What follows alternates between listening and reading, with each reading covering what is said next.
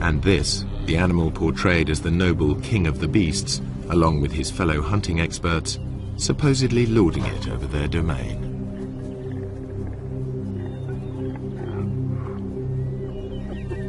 While the laughing hyena normally gets a bad press as a sneaky scavenger, an ugly coward.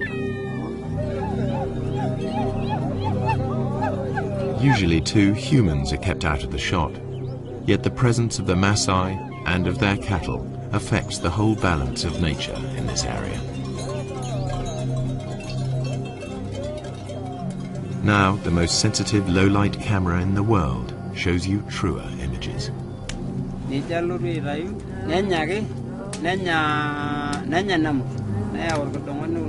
While the Maasai enjoy the warmth of their hut, outside the electronic eye at last turns night into day.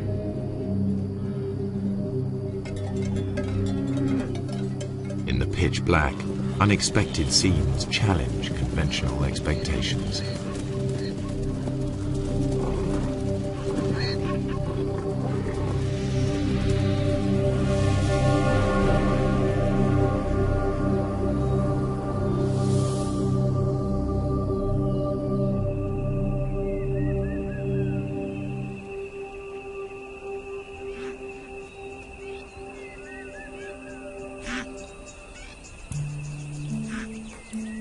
The Serengeti is a complex system of natural relationships, home to 500,000 Thompson's gazelle, 250,000 zebra, and more than 1 million wildebeest.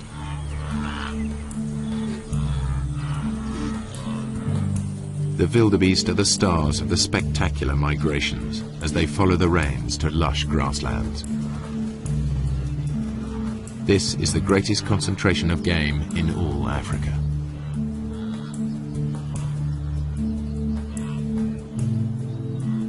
Their numbers attract the top predators, 3,000 lions in numerous prides. But by day, contrary to what most films show, the big cats are not a serious threat to the herds. Good eyesight and safety in numbers protect the wildebeest. This lion certainly acts like a natural killer. By contrast, the hyenas are just hanging about.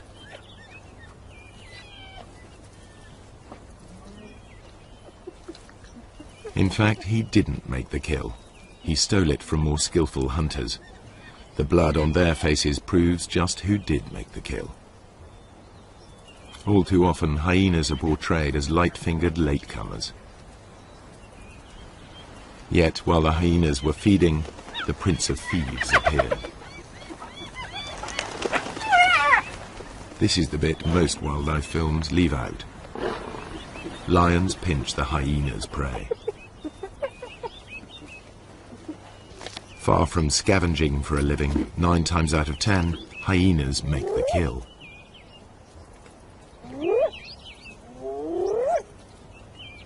At first sight, the lion and the hyena are locked in a struggle for the same prey. How can the hyenas make a living here at all?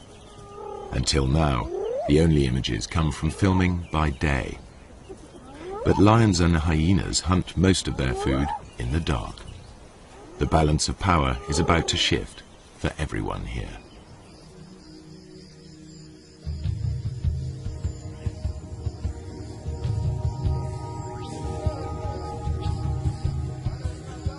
Serengeti straddles the border between Kenya and Tanzania. But the Serengeti plains stretch far beyond the park boundaries, and to the east live the Maasai with their cattle. At dusk, they retire with their herds to the safety of their villages, or bomas.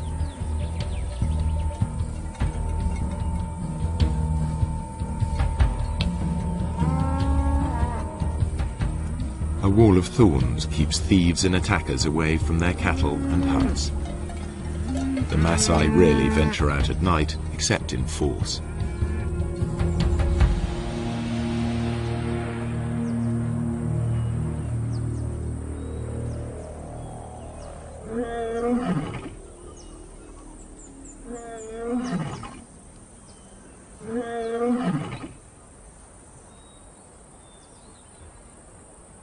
Empty by day, The grazing land suddenly looks rather full, and these cats are not here for a nap. This is the only camera capable of recording what now happens. Technology also allows researchers to make a call to the animals themselves.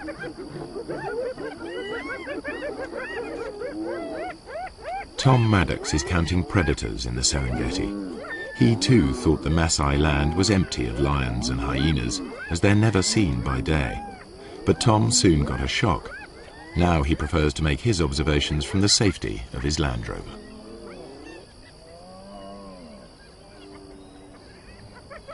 We use this technique that we call call-ins, and we basically have a tape of hyenas on a wildebeest kill. And when hyenas want to kill, they make these whooping noises and these fighting noises. There's also a lion on the tape and it's fighting with the hyenas, and there's all this big commotion over this kill. And we play this tape on speakers on top of the car, and because lions and hyenas both rely on scavenging quite a lot in their diet, when they hear this tape, a lot of them will come in and they'll investigate it, thinking they're going to get a free meal.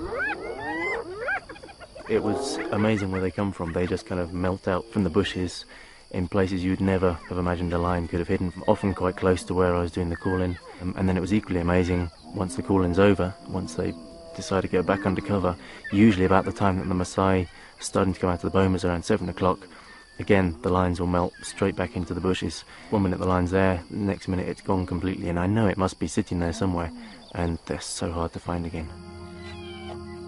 The ultra-sensitive camera is many times more powerful than Tom's military scope.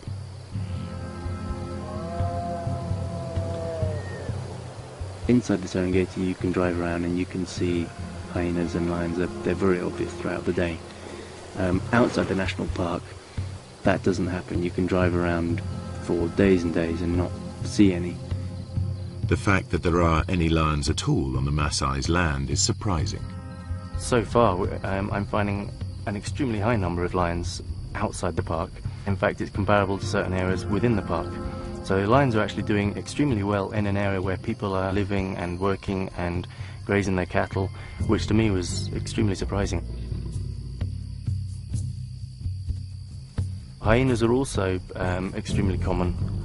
Compared to inside the park, there were fewer, but there are still a sizable number thriving outside the park, and you will actually see them when you drive around in the evening. The hyenas are usually pretty visible. No wonder the Maasai report meeting wild animals frequently, even by day. Another worker on the night shift is Paula White. She's interested in studying hyenas in this different world, to learn how they and the lions carve up each other's catches. And like her quarry, she follows her ears. I'm going out to see if I can find some hyena kills. Take a look at how many clan members are on the kills and whether or not there's any clashes going on. I'll also be looking for lion-hyena interactions because I'm really interested in how the two species interact down here with all the game present, whether or not they're still more likely to steal each other's kills or whether they're more likely to go after a new animal of their own.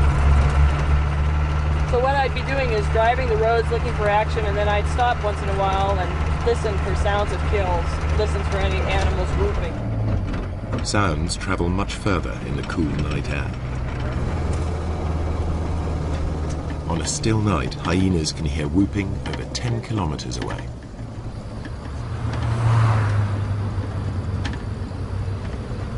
I think lions too are attracted to that sound and a number of other groans and squeals that usually accompany a hyena kill. It's a really exciting scene.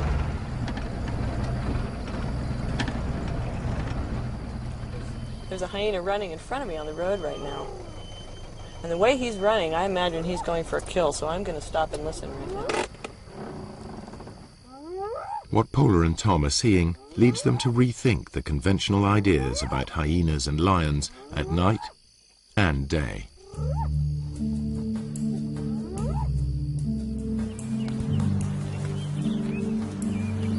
The Serengeti's two top predators both hunt zebra, wildebeest and gazelle.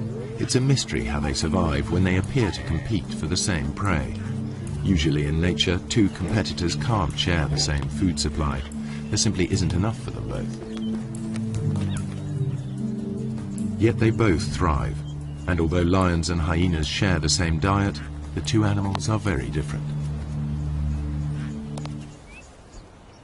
The one thing they have in common is that their societies revolve around the females. Among cats, lions are unique in the way they live together. Most cats are solitary. Lions form small groups, prides. At the heart of each pride are relations, sisters, cousins, and aunts. Strange lionesses and their cubs will be attacked.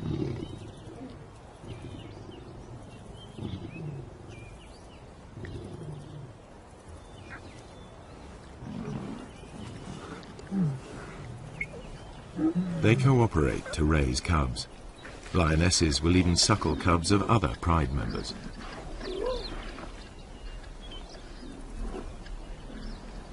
In a lion pride, any female leader will have earned her place, unlike hyenas where leadership is largely inherited.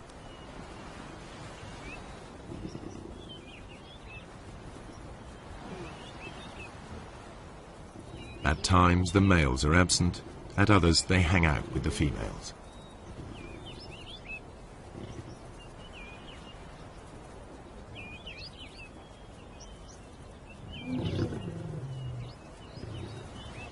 At times they're peaceable, even tender. At others, aggressive to all.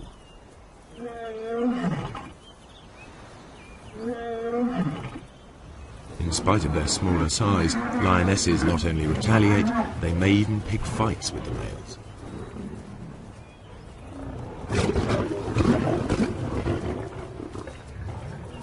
However, male lions are physically more powerful. In a test of strength over a kill, the female will come off worse.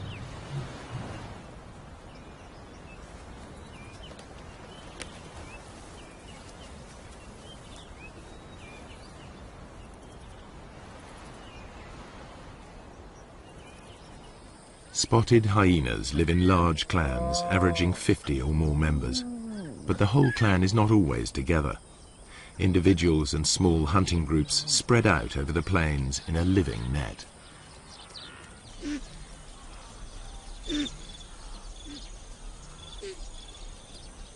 In the Serengeti, hyenas usually make dens in abandoned burrows. Here the cubs are easily hidden from lions and other predators. Litters are small, only one or two.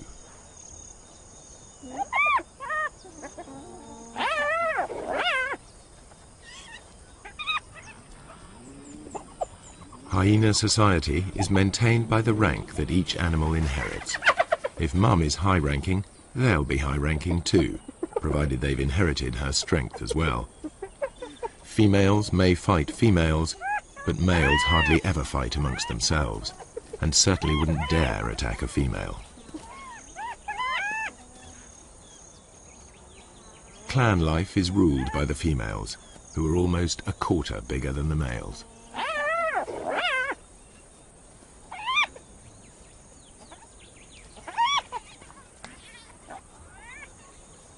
The cubs fight in their first days of life, but once they know their place, they're far more likely to play together than to scrap.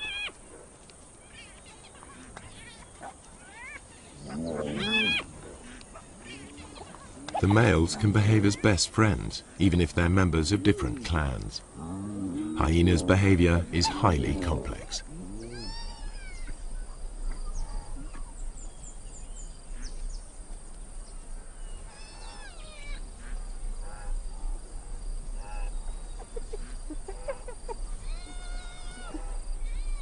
From weaning to fighting, much of what hyenas do still remains to be studied by scientists.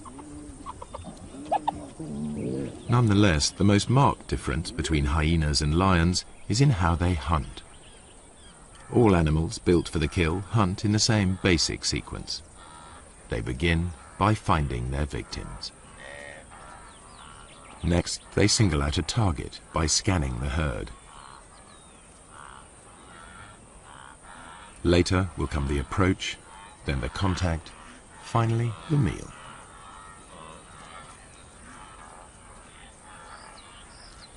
How they hunt differs sharply between hyena and lion.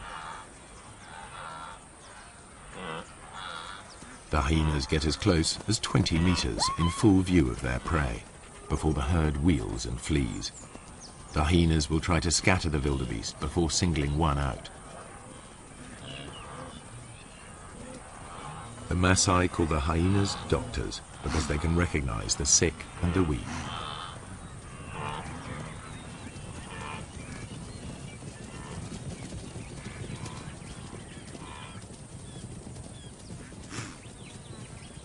They run down their prey like wolves. Hyenas are endurance hunters. Chases can last up to 5 kilometers at full speed. Lions can't sustain this. They are sprinters. After the rainy season, much of the Serengeti National Park is a sea of long grass. The lions use it to mask their presence. They approach unseen by careful stalking or occasionally by lying in ambush.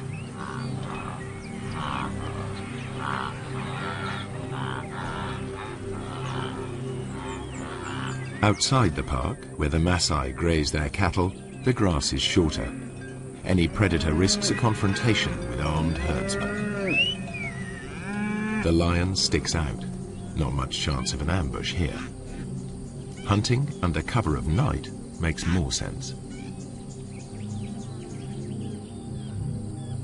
As the sun goes down, life gets easier for the Serengeti's predators.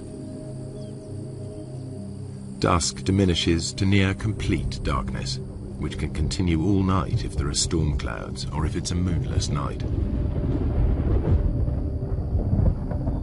The only camera on the planet powerful enough to see in total blackness even picks up stars invisible to human eyes.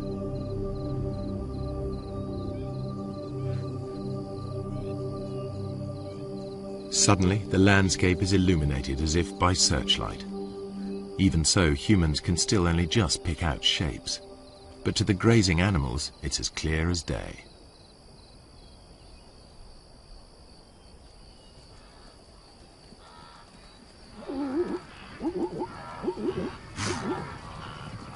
The camera reveals crouching lions invisible to the naked human eye.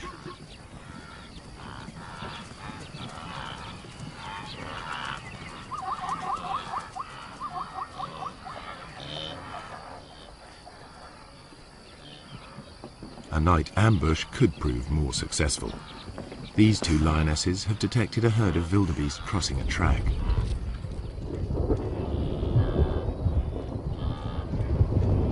When the moon is up, the lions are limited to the techniques they use by day, stalking and ambushing. But it won't always be so light.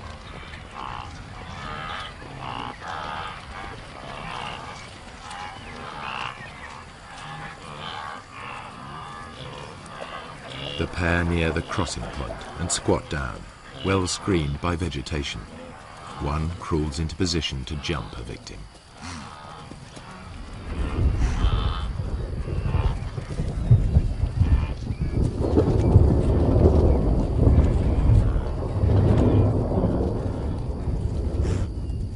A quick dash and it's soon over.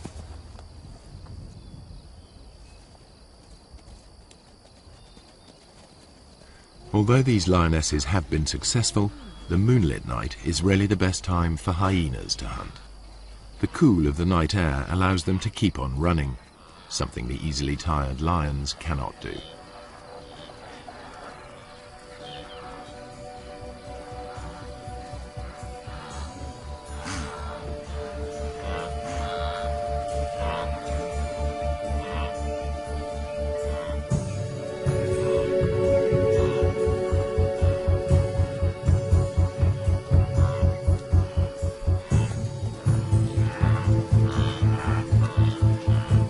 Hyenas' behavior at night is something scientists are increasingly able to observe for themselves. I think I can hear a kill off in the distance, so I'm going to go in that direction. And it sounds like there's lions coming in as well.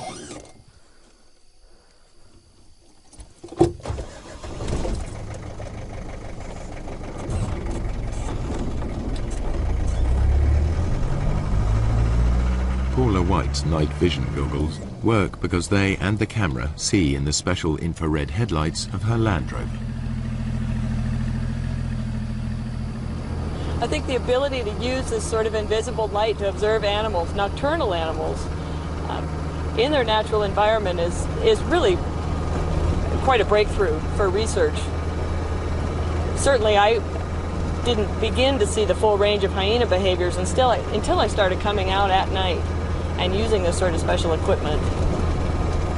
It was very frustrating to me otherwise, because as dusk was falling and my own ability to observe them was ending, I knew that the hyenas were just beginning to wake up and just beginning to start their day, as it were, but I was left out of it. So now, as I'm able to follow them and observe them, I'm seeing things that I've never been able to see before. Now Paula can see in the dark, but it's her hearing that guides her. You often hear hyenas whooping at night, and that can mean any number of things. They're advertising their own location, they're trying to find other clan members. But the one sound that you really associate with a kill is a giggle. And actually that's where the term laughing hyena came from. But that's the sound that I really associate with kills. And it's a thing that other hyenas and lions hone in on as well. So really, driving around like this at night, using this enhanced vision and listening for kills, I'm behaving very much like a hyena. And there's one right now. I can see it going through the grassland.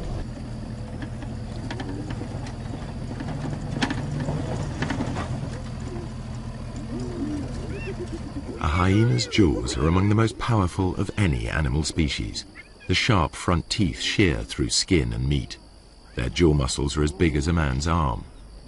At the back of the hyena's mouth, huge crushing teeth are strong enough to crunch up solid bone. Yet it's a remarkably peaceful scene. Male hyenas are nature's gentlemen when it comes to sharing a kill with their clan.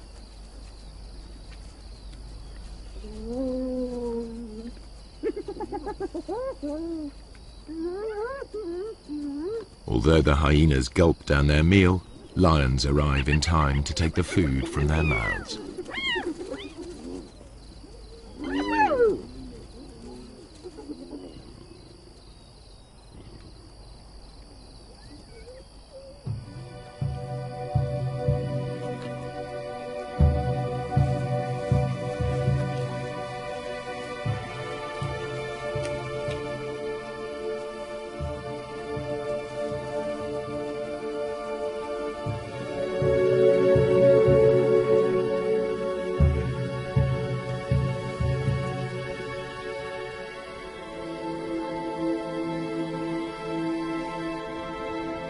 The camera unveils a night world full of animal life. Just how close these animals come to humans astonishes the researchers.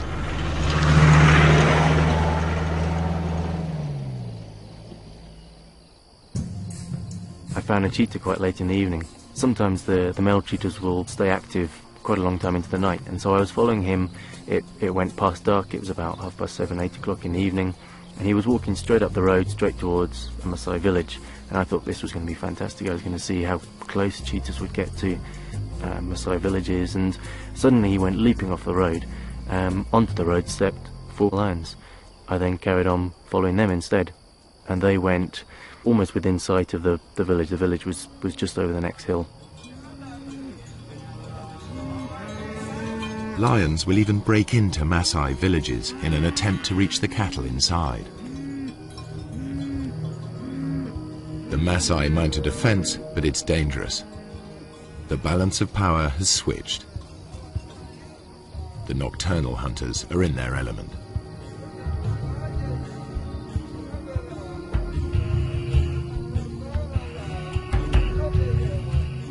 There are burglars about.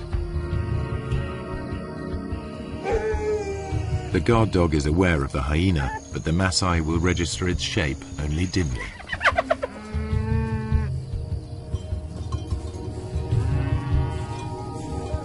Men must rely on tracks to point them in the right direction.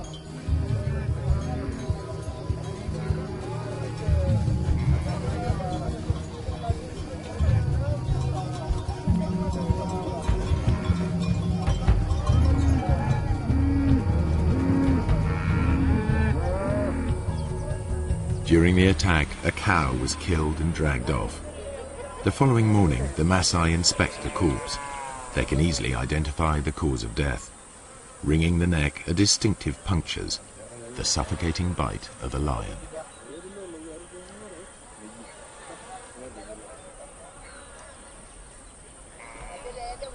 The culprit also mauled a warrior. The wounds could quickly become infected. The tribal doctor cleans the site thoroughly, without anesthetic. The Maasai prize suffering without complaint above all.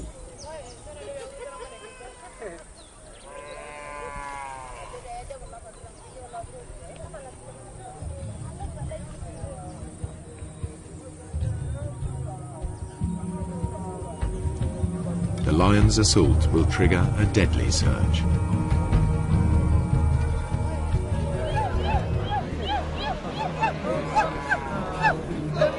Maasai warriors respond to the alarm. The young unmarried men gather. This is what they've been training for years.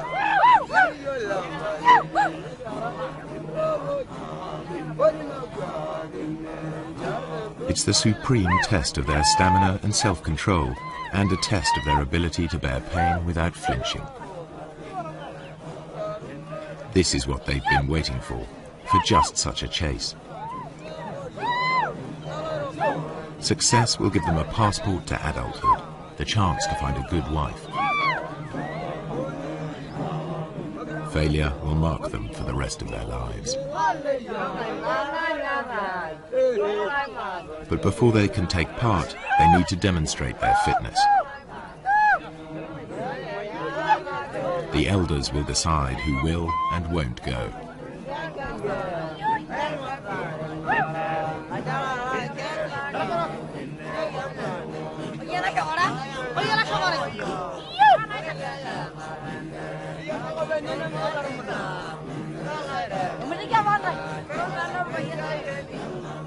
The warrior group arrives at the settlement where the cow is taken.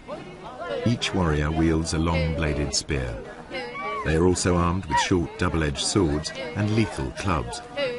They're all experts in the use of these weapons, against animals as well as people. In many areas, the warriors are now outlaws, but in this part of the Serengeti, their ceremonies are tolerated. Lion hunting by the Maasai is illegal, but these warriors are so far from the towns, they are generally allowed to continue. A day of ritual begins with chanting and dancing to hypnotic rhythms. Warriors demonstrate their strength and agility by leaping.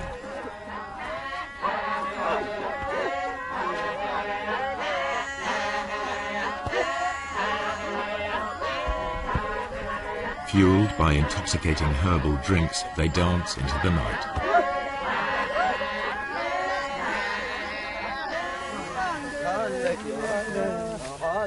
More warriors arrive from further afield, eager to be selected.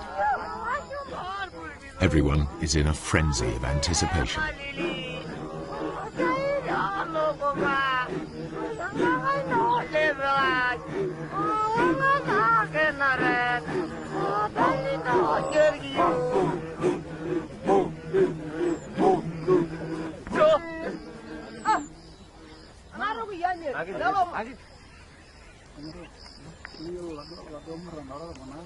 Ole Lembikas, a village elder, addresses the warriors. He sobers them by reminding them of the dangers ahead. He tells them to work together, to trust each other, and to return safely. Then he urges them to enjoy the party. It could be their last.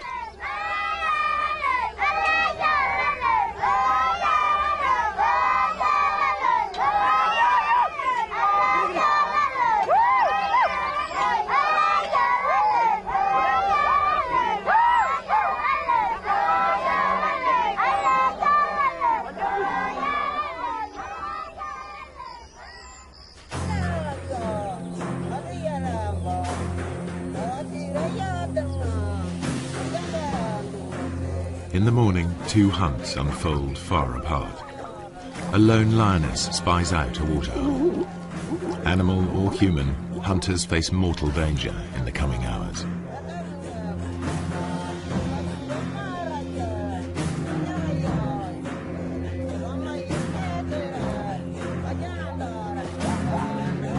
For lions, daytime hunts are the most difficult. For filmmakers, this is when it's easiest to film, so this is the image that's so often repeated. Prey unaware of the lioness hidden in the grass.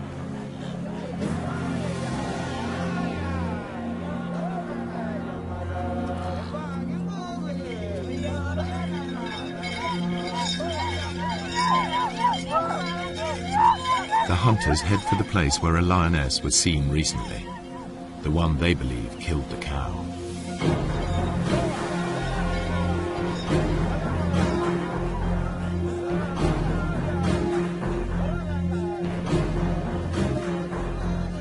The herds are busy drinking.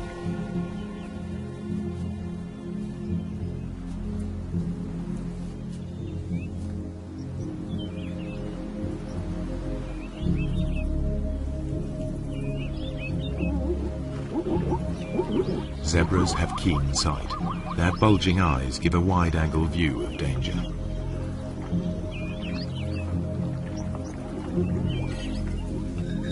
Lions hate and fear Maasai. The bells around the warriors' ankles make it clear to any lions they're coming.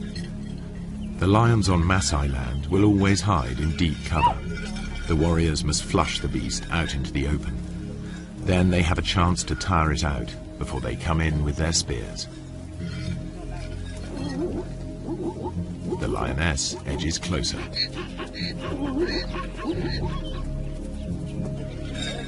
The warriors' search may last all day, covering up to 40 kilometers.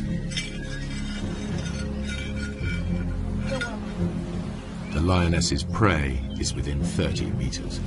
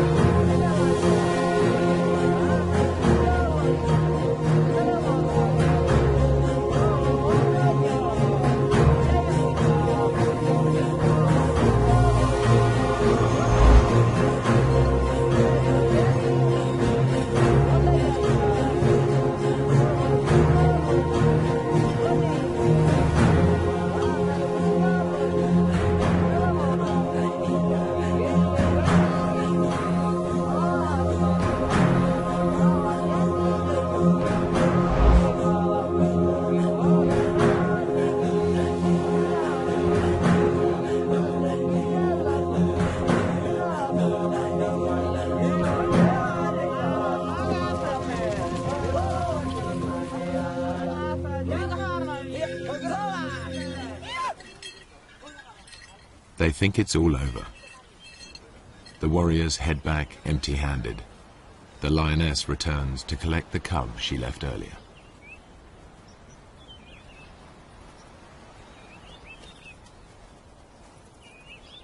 She hid it in long grass nearby, but the chaos of her hunt has attracted members of another pride. This is their patch, and they'll defend it. The mother calls to the youngster. Two other lionesses reach the cub first. They won't tolerate another female's offspring. They'll eliminate it.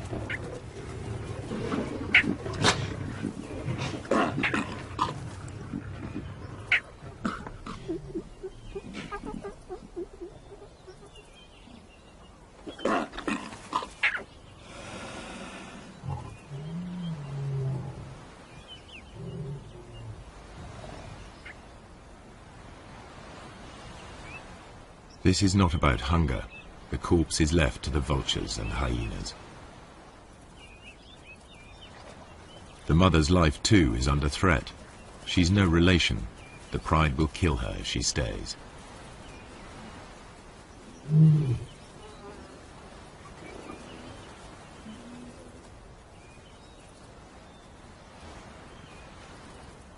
Outnumbered, without a territory of her own, she heads yet further away from the park.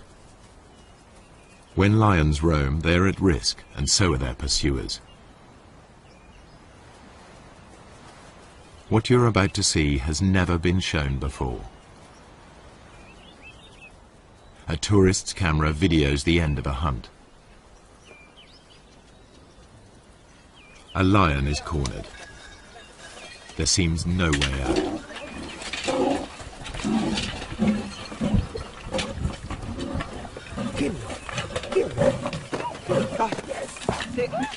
A warrior throws a spear.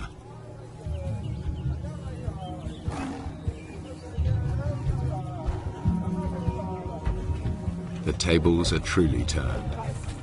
Teeth and claws strike home. The wounded warrior continues, believing the lioness chose him as the weakest. To overcome his shame, he needs to finish her off. But even warrior pride cannot prevent the injured man collapsing into shock.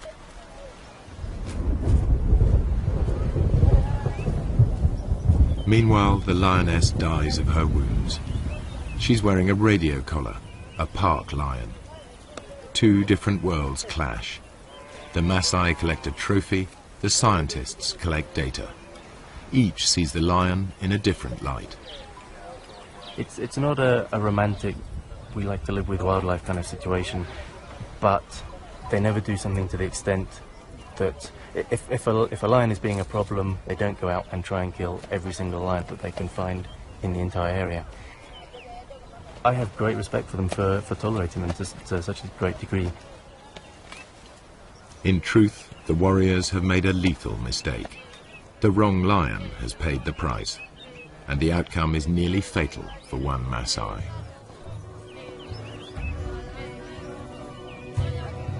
Were he to die on the spot, they would give him a warrior's rights and leave his bones to the night and the hyenas.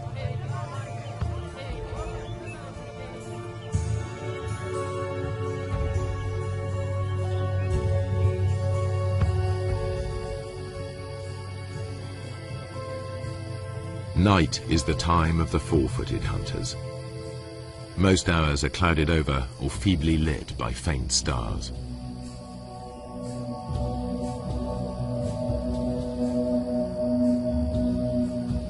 On moonless nights, the Maasai only leave the safety of their bomas in groups.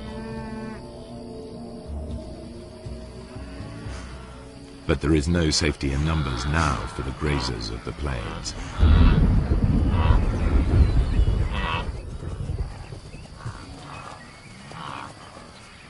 The darkest hours of the night see restless action. Animal hunters are about in numbers never seen during the day. Spooked, the herds of wildebeest, zebra and gazelle burst into panicky runs. They fear lions and hyenas are nearby, but only the camera can see them.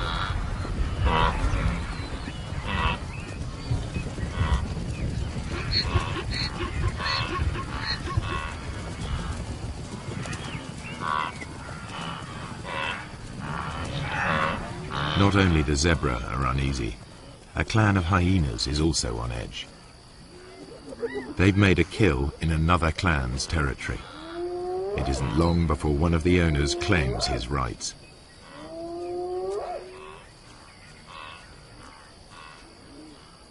He calls for support from the other residents.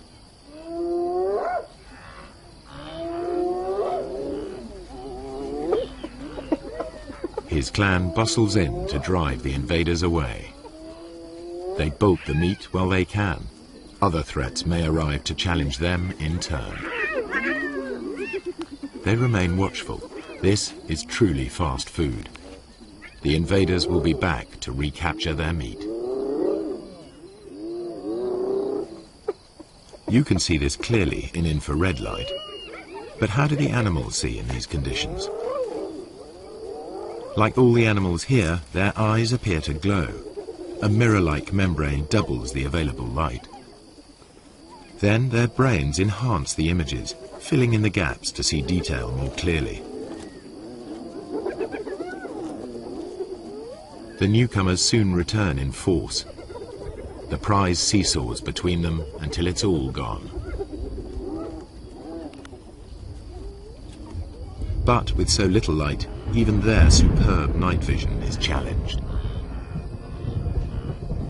This is as close as you can get to seeing through their eyes. It gives an idea of how they can operate in this dark world.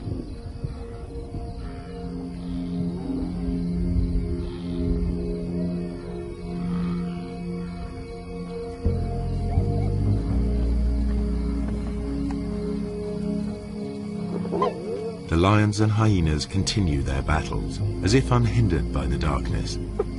Once again, the lions have stolen the hyena's kill, but they all appear to be able to see exactly what's going on.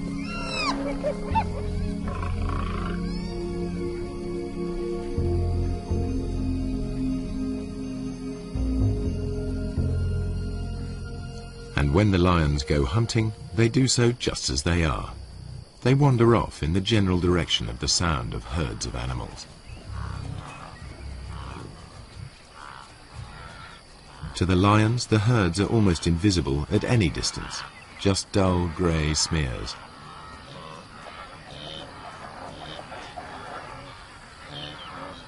But they can locate the grazers easily by sounds and smell.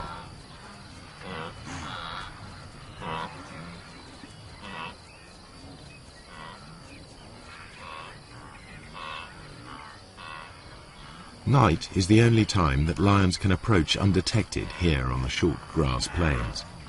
You are about to see for the first time how and when the lions of the Serengeti catch most of their food.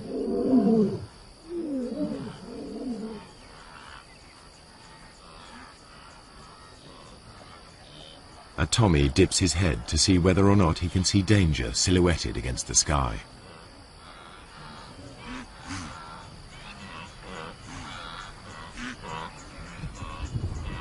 The circling lion is almost invisible.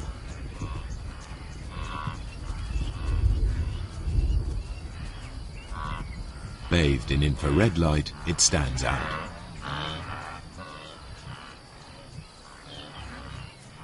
Another Tommy can hear something and is off.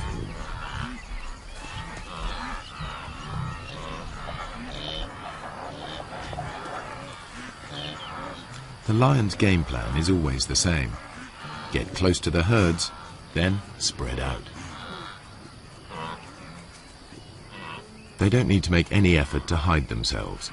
Only their footfalls give them away. And, because they're unseen, lions are no longer at a disadvantage as they approach their quarry.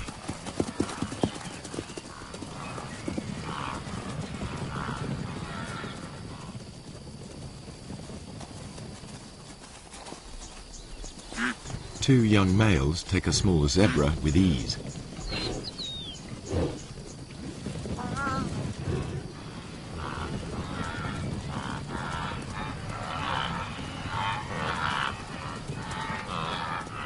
A lioness gives chase.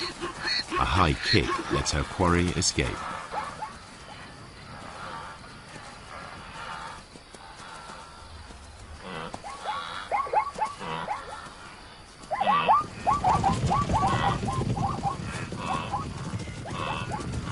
Soon, two lions bring down a fine stallion. Saber-sharp teeth and meat-hook claws bury themselves into 300 kilos of struggle.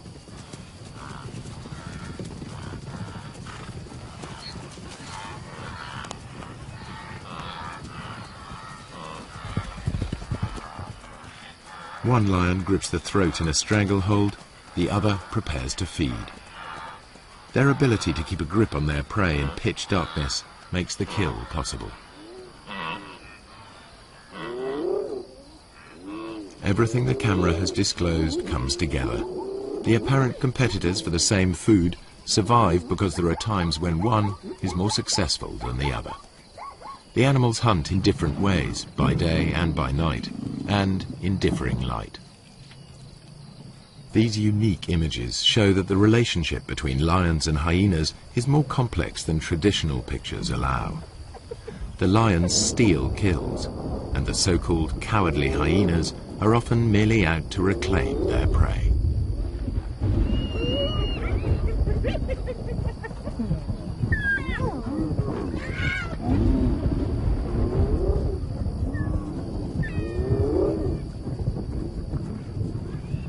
Don't say you've never seen a brave hyena. A thieving male lion is forced to take them on. The hyenas persist even though a single blow could be fatal. This frequent nighttime behavior has never been recorded before.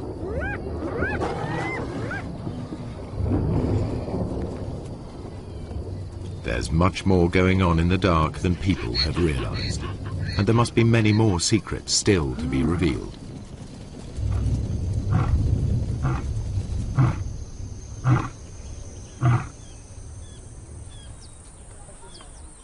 At dawn, the Maasai dismantle the thorns barricading the entries to their bomas. No lions or hyenas are to be seen outside. The killing fields of the night are transformed into places where cattle may safely graze.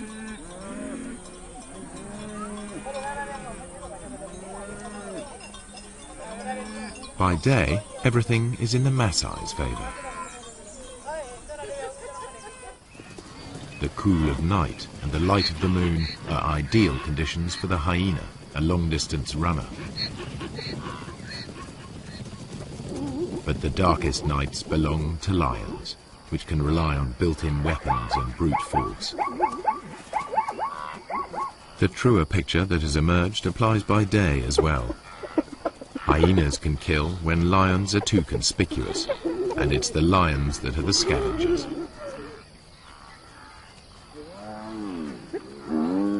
In the end, they don't so much compete as coexist, hunting in different ways and at different times. In the centuries that the Maasai have dwelt on the plains, they too have found a way of treading lightly on the land. Now, droughts and overpopulation bring challenges to their old ways.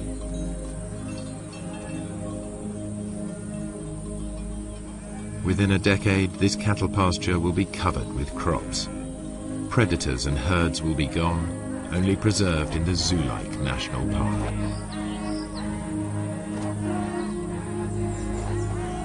The warriors will step back into history, their culture bartered for bit parts in conservation and tourism.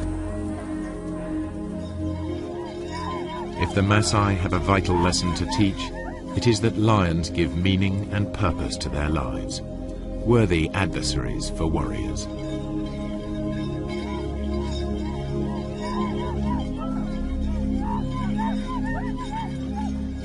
Their spears are already being beaten into plowshares. A patchwork of fields is appearing. Soon, fences will spring up. Nature's carefully crafted balance of power will be upset, animals and people in conflict. The picture that emerges may be starker, but it is more realistic. And never again will you be taken in by that well-groomed imposter, posing as the king of the beasts.